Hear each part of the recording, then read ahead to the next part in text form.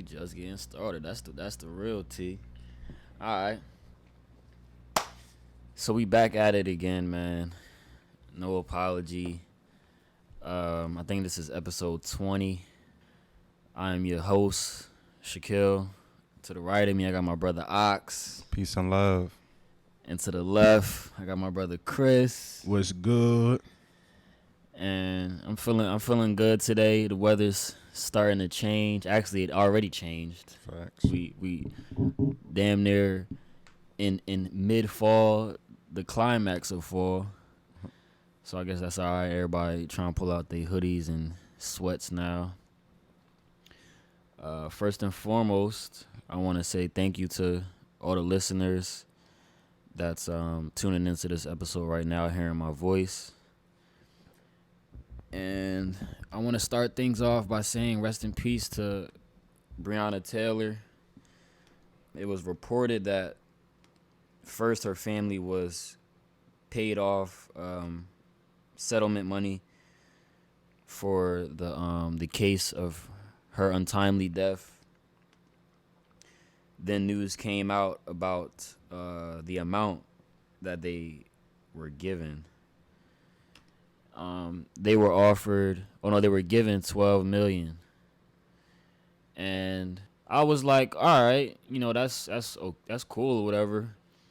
But then I remember that the cops still weren't convicted. So I think, we got to let's get them niggas locked the fuck up. Whoever,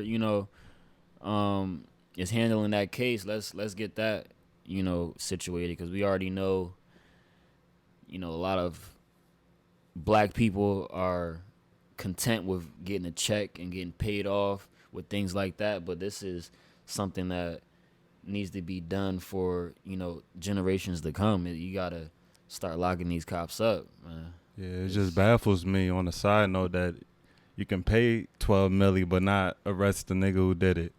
Like, you feel It's a me? new day and age, They bro. just putting money on our bodies now, just to keep their men free.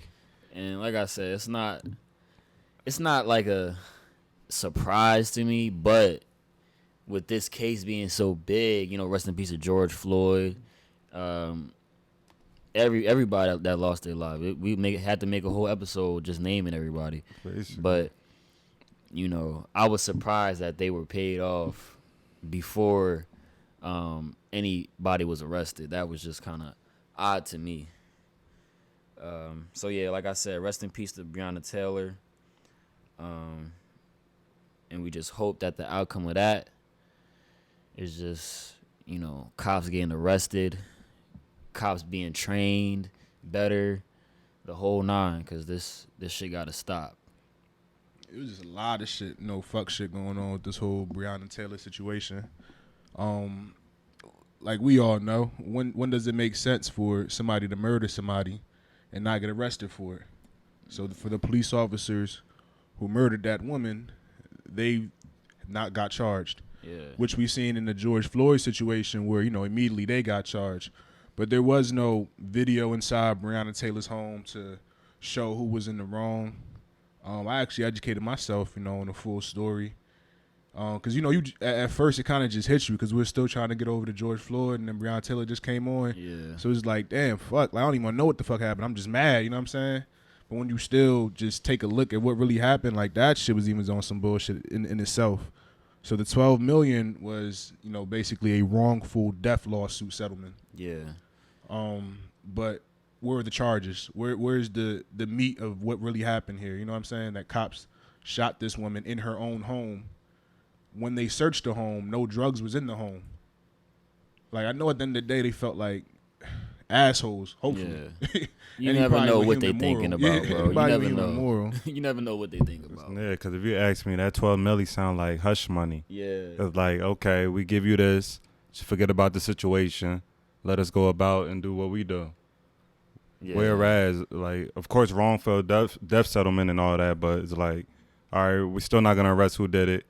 Take the $12 million and be happy with it, and that's a fucked up situation. Yeah, it's very odd to me.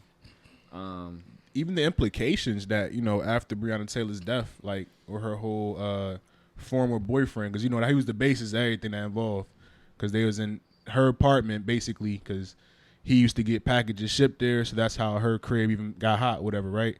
So even after she passed, they tried to implicate her to say that she was involved with his drug trafficking or his drug business or whatever. Okay. And try to make her look like, criminal to the media type shit. Oh. When the boyfriend, they was trying to give him a plea deal and everything. Okay. He denied the shit. He's like, I'm not going to sit here and lie because she had nothing to do with the fuck I had going on type shit. Right. So that's how you know it's definitely some foul play in there. And if he had took that plea or lied on her name, who knows that their family would even gotten that chance to get that $12 million. Right. So it's fucked up. Like you said, it's hush money. The shit got out. The boyfriend didn't take the bait. And now it's like they got to give him something, right? Yeah, because people still screaming, you know what I mean, arrest the killers. So, and they still ain't arrest them. Like, yeah, man. Like I said, I hope the case gets the right justice. I hope Breonna Taylor gets the right justice. R.I.P. to her. R.I.P. George Floyd. And rest in peace to everybody that passed due to police brutality. So what's today? Thursday. Yeah. We're recording on Thursday in case you didn't know. But yesterday, Kanye West went on a Twitter spree and eventually got his tweets blocked, and he got stopped from tweeting because he put out somebody's number. But before we get to that, let's just talk about how this started. So Kanye, he was basically starting about how the industry is, everybody knows how the music industry is one of those industries that it's no rules, no real regulations, no guidelines. And if you don't have, the right lawyers, the right backing, you can get fucked. Pause. So he basically was just expressing how, the music industry is like modern day slavery, which everybody knows, blah, blah, blah.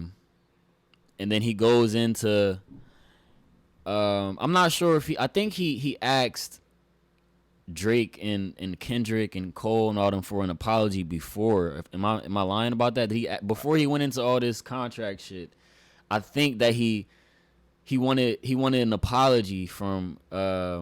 Yeah, I think I heard it, but apology for what though? Okay, yeah. So that was the case. Yeah, he did want an apology first, and that was just imagine a nigga like telling you that you owe him an apology and you don't even know like what you apologizing for, like, right? Because that was my first. I'm like, what are they apologizing for? Like, what happened? I was just lost.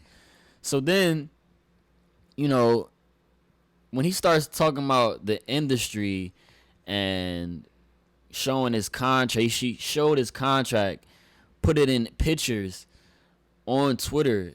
It had to be at least 100 photos. Yeah. And while part of me is on his side, obviously, because he got done dirty and he got fucked by the music industry, but the other side of me just thinks that we have to hold ourselves accountable at the same time, because you can complain as an artist and preach ownership and things like that, but on the other hand, if you're still living in a slave contract, how can you preach those ideals if you're not living it? You don't own your masters, Shout out to Russ. Shout out to Nipsey. These are just things that you kind of get confused by the language just because you hear or see somebody so irate, and you don't really get to look at the whole situation. Yeah, whoever he was working with, Universal, all of them, they fucked him over. And it's hard for him to get his masters, obviously, because that's just the business.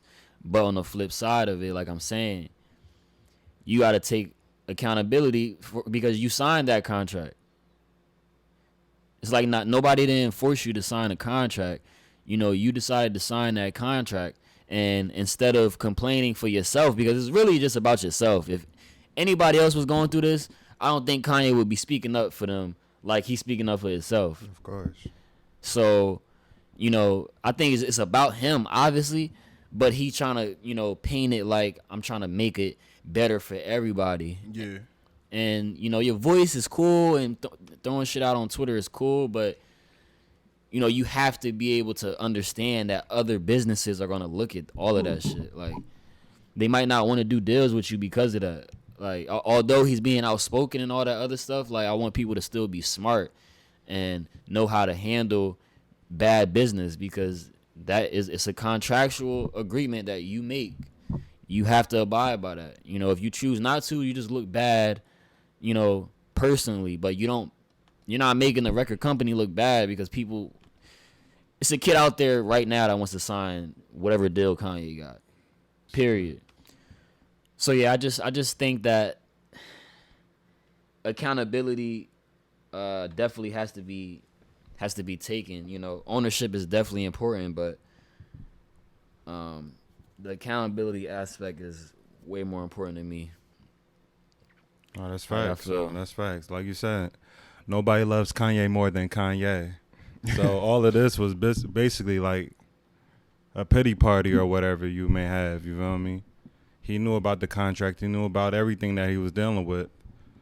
But when he can't get his way, what do? Start bitching and complaining and trying to bring everybody else in, like, you know what I mean? When it's really a personal problem. We low-key didn't need to know all this situation. But you're putting all that out there to try to make the label look bad, but you're making yourself look crazy, like Shaq said. You're going to need somebody eventually in the future, and if you're pulling these shenanigans, you can't be trusted. So, with that being said, I felt like he had to vent. Of course, this is his only outlet, so whether it's good or bad, Kanye's going to be Kanye. I think it's also weird that he's kind of like this speaker for black people now on in the tweets that I saw. It's just odd to me, because this whole thing when he was with Trump, and I know people can change. I know, people's thoughts can change. Obviously, yeah, we know that. But it's just odd that, before he was telling us that black people were kind of too far into slavery and he wanted people to move past slavery.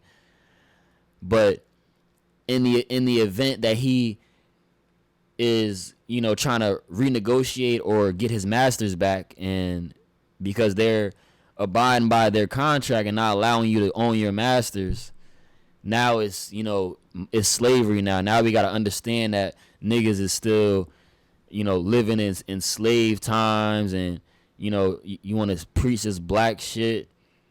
So that's, like I said, that's just very odd to me. And even, telling niggas that, they owe you an apology and shit like that.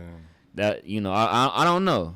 Maybe he knows something I don't know as far as what they did to him, but man, Kanye just wants somebody to be like, thank you, Kanye. Thank you for saying that. Yeah. When, like you said, niggas like Nipsey Hussle hasn't been trying to educate young artists for the whole time he was making his runs. The whole marathon scheme is, you feel me? It's not a race, it's a marathon. Owning your masters and things of that nature was just expressing towards young artists. And now the platform that Kanye is on, of course, there's all eyes on him right now. Whatever the fuck he tweet bologna sandwich, motherfuckers gonna know what the hell he was talking about. You know what I'm saying? So the whole contract situation, I get how he's trying to put, his labels on blast, but this is something that, he referred his lawyers to. This is something that he signed to. This is an agreement that he thought was a fair deal from the very beginning. So now, of course, putting them on blast and fighting and trying to put lawsuits and get your own masters, of course, you're going to want to do that now. But it just looks silly, to your but point. Where was the thought process in the very beginning? Of course, motherfuckers like Shaq said, they just want to get signed. They want that deal that you got right now, yeah? But they don't got it. And you that does have it, you have the platform to do something about it. But you shouldn't expect motherfuckers to be thanking you for it. You feel me? Because at the end of the day, you're doing this for yourself. You're not doing this for nobody else but yourself, right? Mm-hmm. That's the only reason he bitching in the first place. Something that went wrong, Kanye can't get his way. Now it's, you know what I mean? Now he needs the help of lawyers around the world to take a look at his contract. Yeah. He want motherfuckers to help him out now. Like, yeah. But then he want people to apologize at the same time. Yeah. He's just in a different space. And I just think, the media does paint a picture of Kanye. He had the Nick Cannon interview that we discussed as well last time. So there's a lot going on with him. These contractual issues, I don't feel like there's nothing to be posted on Twitter about. Yeah, that's definitely not professional at all. Yeah. And I'm looking at this tweet that he actually said about Nick Cannon where he said, and I quote, "We sat back and watched Nick Cannon get canceled, and we go to play ball in a bubble with Black Lives Matter on our backs. Brothers, let's stand together for real. There is no NBA or music industry without black people. Fair contracts matter. Ownership matters." And, like I said, end quote, that I get it. I agree 1,000%. I agree with it. But it just seems like Kanye is kind of trying to educate more through frustration than actually teaching. Because, you went through the experience and all that stuff, but if this wasn't him, I don't think he would be as vocal. And that just shows that just shows kind of like I guess you can call it narcissistic characteristics. Yeah. So I'm gonna keep, Kanye in my prayers. Keep the family in the prayers. Yeah, he peed on his Grammy too. He recorded himself peeing on his Grammy. I seen that shit. I'm like, was this for real? Like, he in that bag. He said he not releasing his Pee Grammy. on his Grammy. One of Oh, his they said Grammys. his granny. Yeah, one of his Grammys. His granny. He put that shit in the toilet and peed on it. Man. This nigga better not be pissing on no Rest in peace to Prince. Rest in peace to Michael Jackson. Shout out to Prince too, because actually Prince is the real blueprint. If we really talking about it, Prince is the blueprint of creatives that was preaching that ownership shit. You know what I'm saying? Facts. Was preaching that shit as a whole. Don't sing. I don't even want you singing my songs at award shows type time. So I just want to, like I said, send my prayers out to, Kanye. So September is National Suicide Prevention Awareness Month. Suicide is a national health problem that currently ranks as the second leading cause of death for ages 10 to 24. Suicide is also one of the leading causes of preventable death in our nation. Before I get into the details about it, as far as, with men, I kind of want to just tie this into just mental health. I don't want to just strictly talk about suicide. But how's y'all mental health been, I guess during the times that we're in now, like as far as the virus, and have y'all had any moments where like y'all felt down at all? I mean, it was always real sporadic, slight times when you over pay attention or when you tune into the news too much, of course. When you start seeing back-to-back negative situations, of course, it gives you a little spark like, damn, the world's really fucked up. But all in all, personally, I try to just block out all that negativity. Mm-hmm. So, of course, it's easier for some than others, but because everybody's going through a different situation. But, like, all you can really do is just try to block out the negativity and do what you love to do personally. Because regardless, shit's getting crazy. Yeah. Not one person can do something. Collectively, of course, we can, but realistically, it's crazy. So what I would advise for everybody, of course, just stay prayed up. Right. Because, like, we already know election time is coming soon. Like, we don't know what type of shambles and shenanigans and propaganda is coming along with that. So this world is crazy. So, like I said, stay prayed up. I mean, throughout the COVID-19 isolations, it was a nice transition for me because that's at around the same time where I just had got my apartment.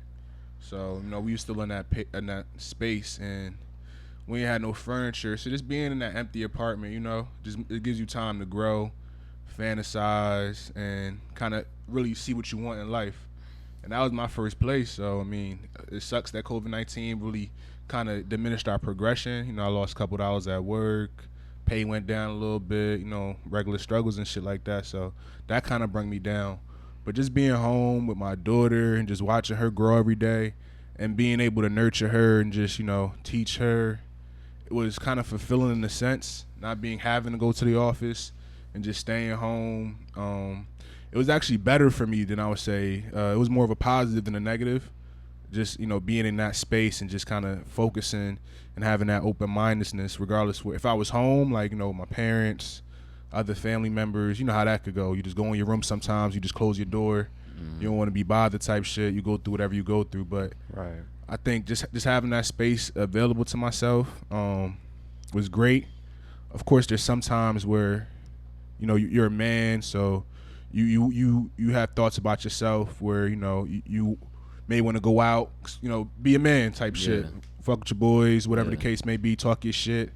So I mean that was a little bit for me, not being able to go out a little bit, because I'm a personable guy, I like hanging out and shit. Yeah. So just being closed in my bubble kind of affected me a little bit, but just having my family around, my daughter around, and being able to nurture her and watch her grow is great for me. It was real positive. As far as my mental health goes, I always try to think of the positives, think about my blessings, think about what I have. I'll probably say I'm probably one of the most optimistic people you'll ever meet in your life. I always try to find, the good thing about anything type of shit. Always try to find the good in people, that type of person, you feel me? Mm-hmm. So it's very seldomly that I get low on myself. But when I do, I just try to, like I said, refocus and just think about the positives, think about my blessings, and move forward. I think my toughest battles with just mental health was when I was younger. When you're younger, you're not your brain is not fully developed. You're more influenced by the views of your peers and other people that's surrounding you, compared to when you're actually within your adulthood and you learn to love yourself. But prior to learning to love yourself, that's a big struggle.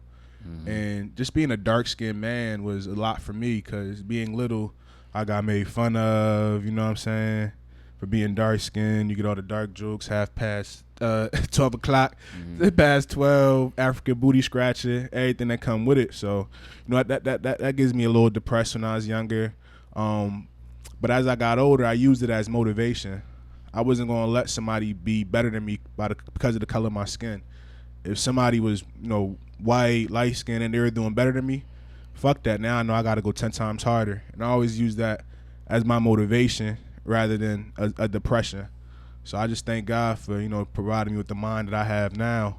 And I can honestly say I never had any thoughts of suicide whatsoever in my life. Just thank God for that. Word.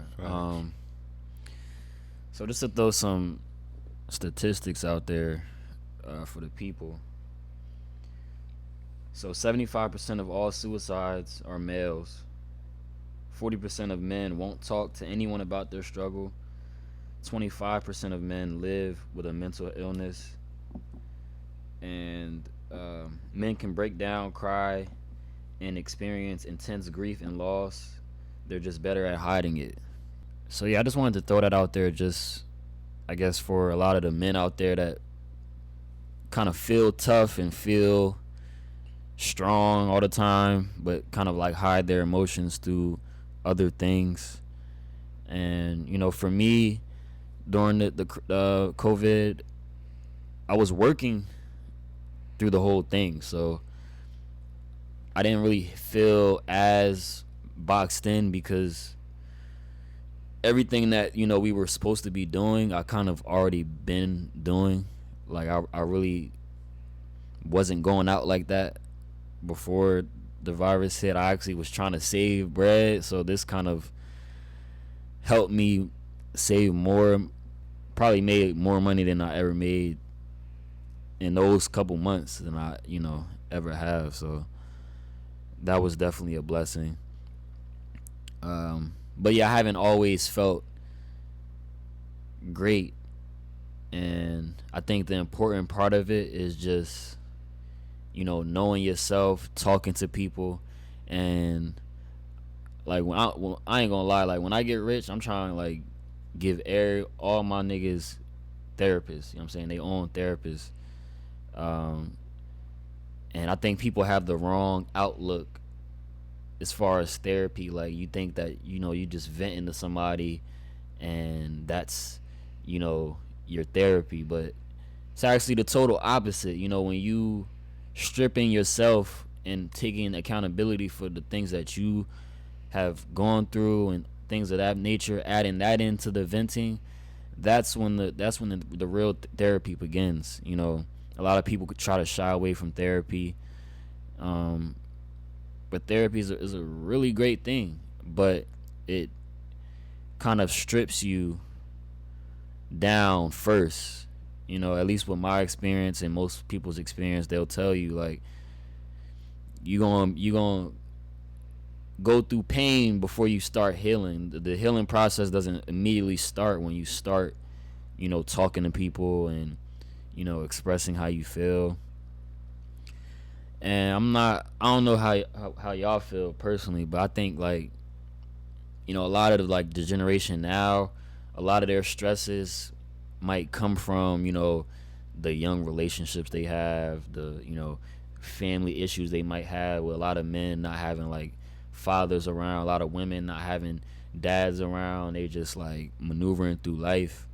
And for both men and women, I just would like to say, like, anytime the opposite sex might throw on you, like, niggas hear all the time girls telling them like what a real man is and what a real man isn't and stuff like that. And I think that causes a lot of stress for like young men, because they don't know. A lot of men, a lot of young men might not know, you feel me, like what it is to be a man. But when you dealing with women, that could kind of sway your opinion and kind of control what you think or who you think you are. So I think the key is to remember that when the women that do say that, they're not necessarily trying to talk about what kind of man or what kind of person a real man would be, but that's just the person that they would prefer.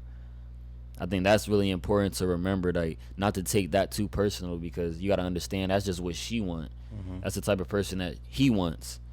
It's not. That's true though. And to feed off of that, I always grew up, you feel me, hearing my mom bashing certain men, you feel me, because of the community that she was raised or whatever.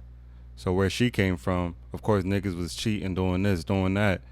And I grew up hearing that like, damn, imagine hearing from your moms or an older female like, all men ain't shit. Yeah. But luckily for me, I use that as fuel. Like, nah, we got to change the narrative. I got to be different. Thank God he already placed me on this earth to be somebody different, not to be a follower. Mm-hmm. But all that was just extra motivation.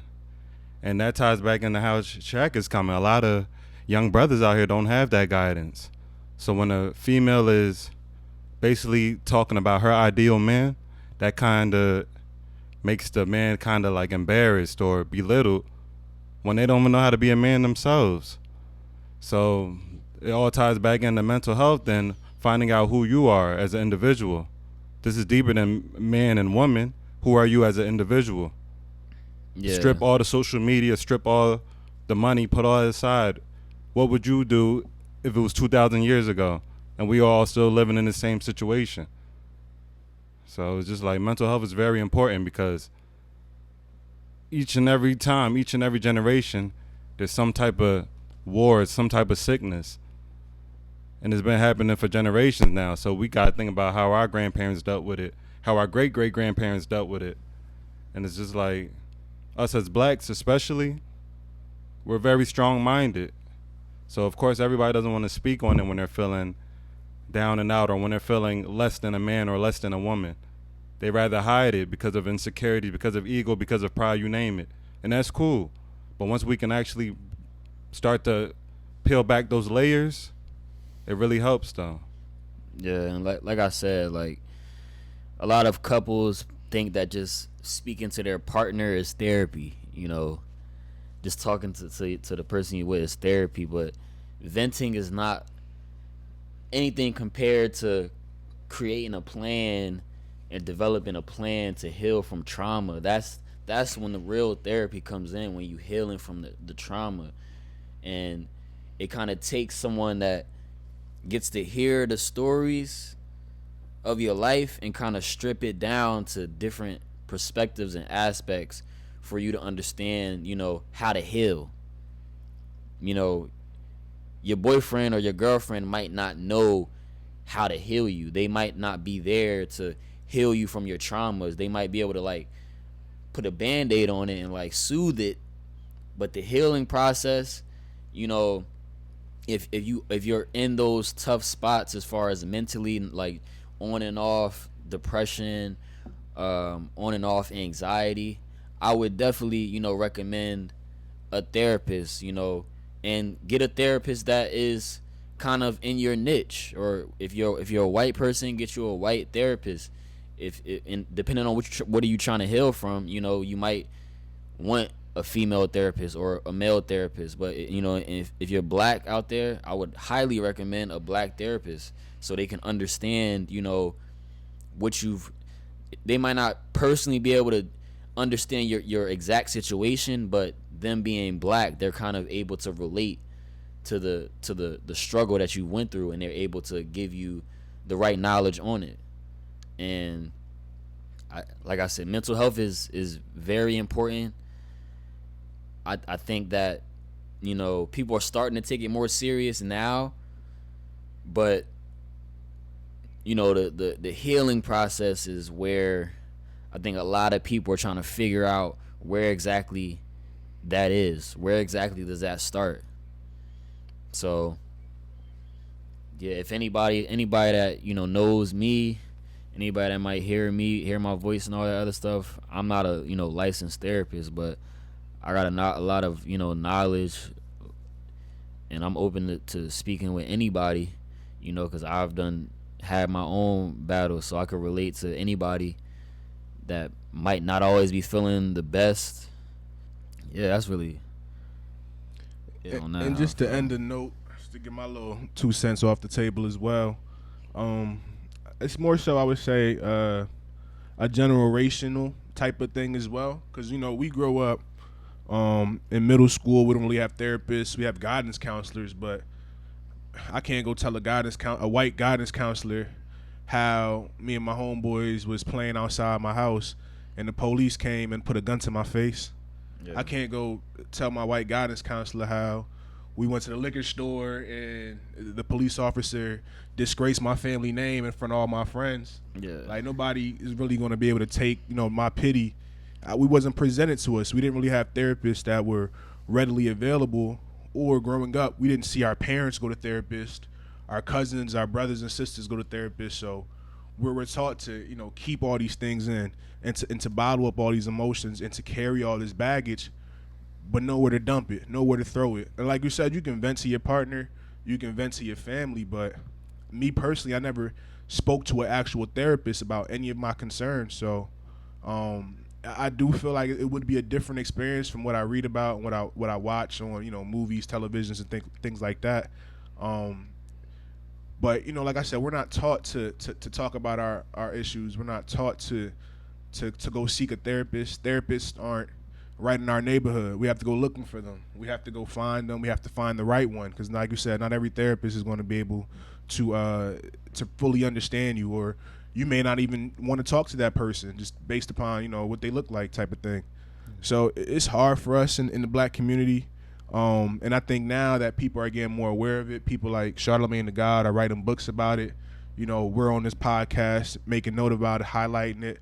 Is the best way for people to know that it's okay to go see a therapist. It's okay to have a mental illness and to admit to it and to want to get help, because the basis of what we're trying to say is that suicide is a thing, and if your mental illness leads you to that point, that's the worst case scenario right there, that you would commit suicide. But we don't want nobody to get to that point. So just knowing the awareness that you're not alone and other people are going through things that you're going to as well is important for all listeners to know, and to find somebody, find a therapist. Like Shaq said, he's available. Talk to him. Talk to your best friend, but at the same time, always try to seek professional help as well if it's available to you, or you can afford it, whatever the case may be. But yeah, speaking of affording, therapy does cost money. So even I know it sounds cool just to throw out therapists out there. Yeah. But for the people, locally around here, like I'm actually gonna say it here first. But I was talking to my coworkers a couple like months ago, probably the beginning of the year, and I want to actually put together like a workshop, or like a work group with like all like my boys and my coworkers, and just start having those mental health discussions and talks, to where it's a circle of black men that you could relate to, come to talk to if you having like issues going on, or even if you just want to listen and hear what other people going through, just add your 2 cents to help somebody else.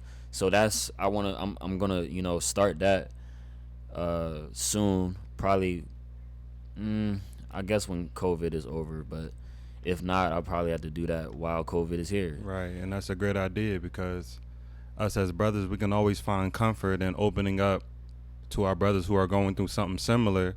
Whereas, of course, you can't always speak to a spouse, speak to your mother, speak to your, you know what I mean? And everybody can't afford a therapist. Yeah, of course, that too. So where we get in a room like all solid brothers, of course, discussing what's really going on, everybody can relate more and understand how to deal through it and go through all these different obstacles, because it's tough out here, and we can't continue to act too cool and too tough or too strong to go through something. So it's definitely a great idea, though. What do y'all think the issue is, though, as far as I guess our generation, like with addressing mental health? Like, what do you think? Do you think that people are afraid of the process of healing? Do you think people are just too caught up in like the propaganda with social media? Like, what is it that people are like? What do y'all think people are trying to avoid? All the above, truthfully. Okay. Yeah, I agree. It's all the above, and it's also the I guess scaredness of wanting to be not normal, because I guess the ability to be humanized is to be a normal human, right? Mm-hmm. And by having that type of mental illness, you're now admitting to a fault that you have. So I think it's just people's inability to want to know their true diagnosis or know them true selves. They want to just seem like everything is okay and seem like everything is normal, and while they're dealing with their demons inside. Yeah, that's a good point. That's definitely a good point. Yeah, I feel that. Yeah, I think it's a lot of exploitation going on with, just the generation and how vulnerable people are, or young people are with their, thought process. I don't know if y'all, for the listeners out there, I kind of saw the unfolding of this movie. It's a movie on Netflix called Cuties. I think the end of August I had saw like the trailer, and the description of the Netflix film first had said becomes fantasized. Wait, hold on. Amy becomes fantasized, and Amy's 11, by the way. She becomes fantasized with a twerking dance crew, hoping to join them. She starts to explore her femininity, defying her family's traditions. So Netflix had to eventually take that down because people got them the fuck out of here. But now the film has actually released. They changed the description, I think, and it's banned in the United States, so that's probably why you probably didn't see it on your Netflix. But if you're somewhere overseas, I think Europe, some places, it might be released. It's weird. The movie's clearly exploiting young girls. I don't know who would want to, see a film with young girls basically like rebelling against their families to twerk. Right. Like I don't know what that does as far as progressing the communities and progressing us as a people. But it was also theories going around that a 2003 movie that came out was called 13. They were kind of comparing the movies and saying how, you know, people were so against this Cuties movie, but they were not talking about this 13 movie as such, you know, and they weren't twerking in this movie in 2003, but I guess the uncomfortable part about it in both films, I guess people, the young girls were experimenting with their sexuality, and I don't know. It's just a touchy topic. Just value, trying to put value in the sexualization of women. That just is just weird. It is, and it's actually upsetting, especially during these times where there's a lot of like pedophilia and all types of nonsense going on. So like, why would they even try to film such a thing during these times? We're already dealing with too much even behind the scenes ish that's going on. Now they have this, so of course I'm not surprised that it's banned in the States. But how does this benefit the culture though, is what I'm trying to figure out. Sexualizing little girls at that, like, y'all started off in 03-13, now 2020 you take it 2 years younger. That shit's crazy. And I'm pretty sure the only reason we didn't talk about it in 03 because there wasn't social media back then. Yeah. And we were what, 11, 10? You feel me? Niggas wasn't watching Lifetime. Yeah. So we, of course, nobody could really call it back then. But now, where it's social media and everything's booming, it's just like, nah, it's crazy. I don't know who the director was. I don't know but like I said, they tried to change the description on Netflix. This was back in August though, before the movie came out. Just seeing the trailer of it and the description, they tried to change it, I guess, to make a difference. But you know, I don't know what you get out of, like I said, sexualizing little girls. Like that shit is just. That shit is weird. My thing is they changed the description as if that was gonna change the movie. You feel me? As if that was gonna change the scenes up. Yeah, the movie's still the movie. Like, that's crazy. I don't know, man. Nah, that shit was definitely the trailer was tough to watch. I mean, I just watched this for, you know, conversation purposes so we could be able to discuss it. Right. But just being a father to a young daughter, it's scary, man. It's like you don't know what the future really holds for her. Of course I'm gonna do my best to raise her as the best young woman that she can, and just taking the movie as an example, you know, kids are easily influenced by their surroundings, and they're easily influenced by other kids that are around them. And this movie, although it is, in my view, exploitation of young children, young girls. Just Rotten Tomatoes, they try to make it seem like a little better. And for those of you who don't know who Rotten Tomatoes is, it's basically like the reviewers of movies. This movie actually got a full tomato, it was 89%. Wow. So that's a pretty decent review. A lot of the reviewers that reviewed it kind of had mixed views about it. They don't really necessarily think that it was more so exploitative type of film. They more so seen that it was just, you know, a young struggle, immigrant, black people culture type of thing.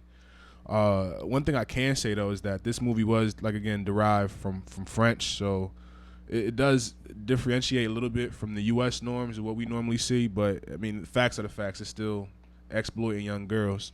I was actually watching a TV twerking series. didn't start in France, not to cut you off. Of course. Twerking didn't start in France, so they know what they're doing. They know what they're doing. And it was in the U.S. The movie was supposed to come out in the U.S. too. It got banned. Yeah, of course. Clear. Twerking, like it's a U.S. thing. Them French niggas, they'll move like we move over here. And you got black girls in the movie. Yeah, exactly. So they knew what they was doing. What you were saying though? Nah, I was saying I was actually watching this series. I don't know if you guys heard about it. It's called P-Valley. Oh, I hear everybody talking about that. Pussy Valley, you feel me? Everybody kept talking about it. I don't watch it, but I heard. So I tuned in to see what it's about. It's about strippers or whatever, the strip club out down in Mississippi and shit like that. But it was just like a coincidence how when I watched this shit, the same shit was basically going on in P-Valley where young girls were basically being influenced by the strippers and wanting to dance like them and twerking and just doing all that type of shit. Mm-hmm. It's just like the modern day that we're at right now. Like, these girls get exposed to this twerking WAP culture at a young ass age, you know what I'm saying? So it's really tough. It's tough. But I think the movie does show the influences of how the surrounding can influence a young girl's mind. And how do y'all like? Because a lot of the things that I might say would be like, parents, or not me. I would say like the devil's advocate kind of opinions would kind of be like, parents gotta control what their parents watch. Even with the WAP video, a lot of people would say, your kids shouldn't be watching it, so like that's your job as a parent to stop them from doing things, doing that. Yeah, once again, not to cut you off, to me that's bullshit, because we're in a different time than what it was back in the day. 5-year-olds didn't have tablets. Yeah. You gonna watch over your your kid 24/7 to see what they watching? Like, nah, you know, you're gonna try your best. Of course, you're gonna try your best. Yeah, but you're not gonna see everything that your kid does. They didn't see everything we did when we didn't have all that. And that's the thing. I might control what my kid does, but who's to say the next parent is gonna control what their kid does? So my kid goes to school. Yeah, they gonna get exposed to that shit. And that's how we got exposed to shit. If our parents were strict at home, we went to school and saw some bullshit, and then we picked up on it. You could set the foundation as a parent, but and I'm not speaking like I am a parent, but I just know, growing up as a kid, it's easy to, be able to have that foundation and lay that foundation down as a parent. But after that, the kids that are around your kid are kind of the ones that influence what they do or not influence. Mm-hmm. Right. But, my thing is there's adults out here that still don't know how to control, certain things in their own life. So to try to tell a kid or a parent like, yo, your kid don't gotta be like that if a parent is around it to watch what they do. Like, it's not as easy as that, because like I'm saying, like, adults still don't know, like, yo, I don't have to watch this shit. Like, or yo, I don't have to see what's going on this platform, or I don't have to hear about the latest gossip that's going on. Like, they don't even know that. So I like, it's a tough situation, very tricky. But parenting is important. Black fathers are definitely important. And that's a whole nother topic. We'll probably get into that a whole nother time. Yeah, but parenting is so important. Foundation is so important. Being able to have that open communication with your kids is super important, because we know, as growing up as kids, we ain't always had the best feedback when we was, just living, going through shit. Right. Like, me personally, like, I ain't, having the sex talk with my mom, it was like not even really a sex talk. Like, it was just really about shit that I had already experienced anyway. Right. Like, you trying to tell me shit, and I done already went to that extent. I done already been in the crib, your crib at that. You know what I'm saying? Yeah, getting it popping. That's funny you said that, because I don't even think I had a talk with Mom Dukes. It's just on some shit. Going through my shit and saw some yondos. You feel me? At that point, she already knew what was going on, but a nigga was old enough. Like, what are you gonna say? Like, you know what I mean? At that point, like, a lot of men, like, or just a lot of people, a lot of black women, men. You don't really have that talk. That I know I didn't. It's different nowadays. I ain't mean to cut you off, Shaq. Yeah, because we're exposed to sex before we even know what the fuck it is. Yeah. And that, like I said, that gains that you develop a whole nother level of stress when you don't understand the power of sex, and then you add on your own problems and your own issues. And I don't want to veer too far off the topic that we're discussing, but if anybody was to see this movie, I would love to understand, like, what were these kids really going through that they had to do what they were doing. Because although I didn't see the movie, the trailer does kind of tell you what it's about. And to kind of rebel against your parents and, your family traditions, to shake your ass, I don't understand. Whoever the director is, peace be with you. I ain't gonna wish no harm on the person that directed this film, but I just, like I said, it just baffles me, like the things that are put out. Yeah, I feel like that director needs a therapist. Yeah, that's a fact. The director needs to go see therapy. That's a fact. Like, That was very uncomfortable to see. Y'all nasty. Who the creators of this film? I ain't gonna put y'all on blast. Any last thoughts on that before we move on? nah, there ain't no more to be said on Yeah, that. ain't though. too Like, much to talk yeah. on that, man. I go back to what I was saying. I'm just, you know what I'm saying? We could just pray and hope for the best while we're trying to raise our young queens. Basically. Right. NBA talks. The playoffs getting more intense. Getting spicy. Yeah. The Clippers done crazy. got fuck up out of here. Get Paul George the fuck up out of there, please. way off P. Way off P. You know what I mean? This I can't believe the nigga, nigga even had the name Playoff P. I never seen him do good in the playoffs. Never. bro. So let me find it. This nigga Paul George at the end of the elimination game, he Second says half, right? he says, "We've always felt this is not a championship or bust year for us. We can only get better the longer we stay together and the more we're around each other." These are the same niggas that was talking shit to Dame Lillard, and I think when the playoffs just started, right? Right. Yeah. So nobody's going into the playoffs thinking like, "Yo, we might not be able to win this." You know, that's some bullshit. This Right. nigga just wasn't prepared, didn't come to play, and the result showed. Yeah, that's all that was. Too much low management days, you know what I mean? Not enough days in the gym. So I don't want to hear nothing from Paul George. You know, I think Kawhi, in my opinion, Kawhi is good. That nigga done won NBA Finals and the NBA Finals MVP in both conferences. Yeah. So if you ask me, I mean, he can't really be at total fault for this. I think they need to get rid of Paul George. Yeah, he only had one bad game. Yeah. Whereas PG was out here wilding. And if he do have a bad game, you as Paul George supposed to back him up. Exactly. So I don't think no one's leaving though, as far as Paul George and Kawhi. This was their first year, the same way how it's been LeBron and AD's first year. Even both of their games didn't really even, because the Clippers were already good, regardless of with both of them not even on the team. They were already a solid team. Shout out to Lou Will, Sixth Man of the Year, Montrezl Harrell, Doc Rivers, an amazing coach, Pat Beverly. So they was already solid as can be as a squad. Then you get two ball dominant players like PG and Kawhi. That's going to change the whole culture of their offense. They were more so swing around, get Lou Will, spot up, he create his own shot type of thing. But now there's more guys creating their own shot.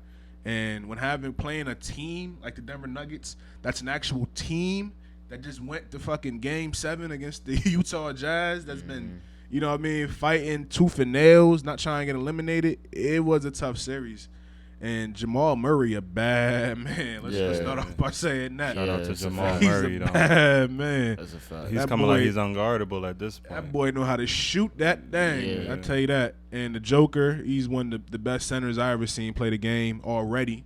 Like his ability to pass out the post, hit the three. Yeah, the Damn, Joker. like a modern day fucking Wilt Chamberlain. Like Yeah. he grabs the rebounds, he does it all type He shit. does. Like, And the thing with the Denver Nuggets, they look happy out there. Yeah. They look calm at peace. They just getting happy to buckets. be there type time. They're not over there worried too much of stats and all that. They just there to ball and win. Right. So that's definitely a nice young squad. So shout out to them for that. So in other news, anybody in New Jersey, we won't be voting for the president. Just the president in November. Will also be legalizing marijuana, which will be on the ballot.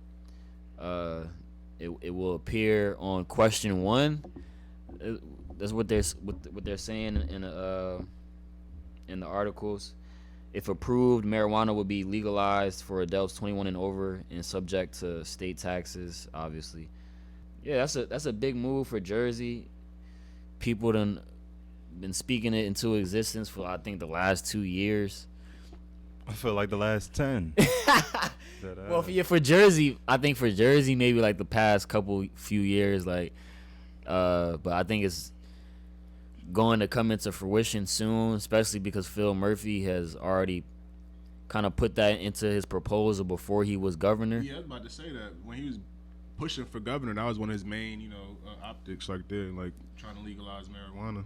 So yeah, I think that'll kind of help the economy over here. I think we're maybe top 5 most expensive states, if not I top 3. want to say top 2 for real. If not top 3 most expensive states. I don't want to gas it though. But yeah, marijuana is like a controlled substance where the higher ups, they believe that it's a bad drug that causes a lot of harm, but since I've been on this earth, alcohol has been valid and able to purchase, of course, obviously if you're 21 and older. But it's just weird, just people Barely. people that know, people, if you know all the benefits of marijuana. Right. And it not only affects the economy in a good way, but also crime. In states like Colorado and the earlier states that legalized marijuana, they all, shared, the common crime rate decline.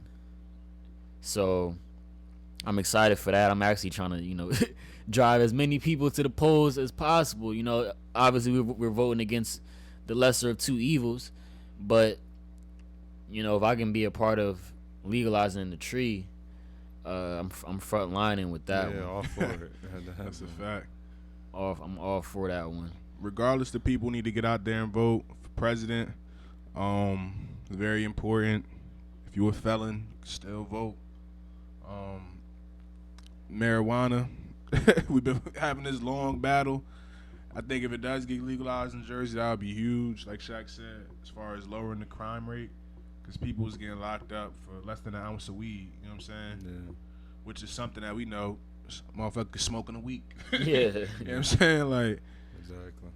but the positives behind it, like Shaq said too, is going to be good for the economy, good for New Jersey in whole. It's states like Colorado, D.C., Michigan, Oregon, that's dealing with it now. Nevada, if you go out to Vegas, you can grab it. I can't wait personally. Like, it's been a long time coming. I'm ready to smoke some weed recreationally without looking over my shoulder every 5 minutes. Right.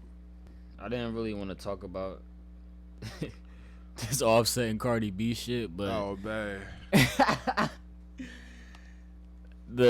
it's reports out that Cardi B has filed for divorce against Offset, and allegedly she wants full custody of their child.